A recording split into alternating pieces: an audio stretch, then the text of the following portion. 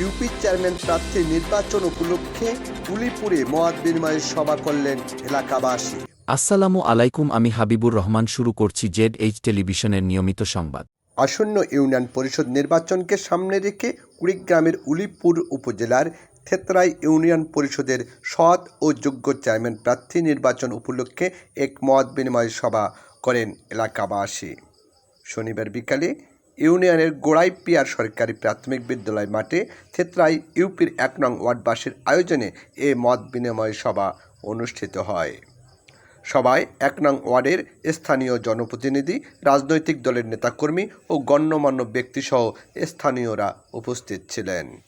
সভায় বক্তব্য রাখেন সাবেক ইউপি সদস্য আব্দুল সামাদ, নুরুন্নবী সরকার, থেতরাই ইউনিয়ন বিএনপির সাংগঠনিক সম্পাদক জিয়াউর রহমান জিয়া, জুয়েল সরকার, সমাজসেবক সাইফুল ইসলাম বাদল সহ অন্যান্য নেতৃবৃন্দ। বক্তারা বলেন, যোগ্য, সৎ ও জনবান্ধব ও গ্রহণযোগ্য প্রার্থী নির্বাচন করা হলে ইউনিয়নের সার্বিক উন্নয়ন ত্বরান্বিত হবে এবং জনগণের প্রত্যাশা পূরণ করা সম্ভব হবে বলে অভিমত ব্যক্ত করেন। বক্তারা আরও বলেন, ব্যক্তিগত স্বার্থের ঊর্ধ্বে উঠে শৃঙ্খলা বজায় রাখা ও জনগণের মতামতকে গুরুত্ব দিয়ে চেয়ারম্যান প্রার্থী নির্বাচন করতে হবে।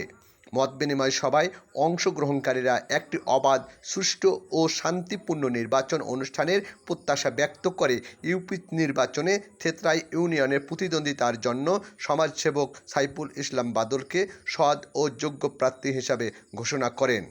সভা শেষে চেয়ারম্যান প্রার্থী সাইফুল ইসলাম বাদল ইউনিয়নের উন্নয়ন, জনসেবা নিশ্চিতকরণ ও পরিষদের সকল সুযোগ সুবিধা জনগণের দাঁড়গোড়ায় পৌঁছে দেওয়ার অঙ্গীকার ব্যক্ত করেন।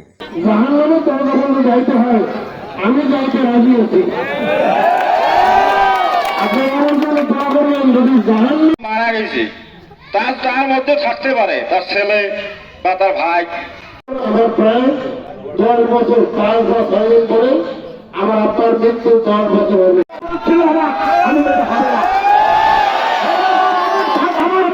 ফজলুর বাড়ি নদীর বারো টাকা রাস্তা, সে রাস্তা পর্যন্ত আমি কাজের মধ্যে আমরা যে কয়েকটা পরিচয় ঘর আসি বলা এই ভোট সম্পূর্ণ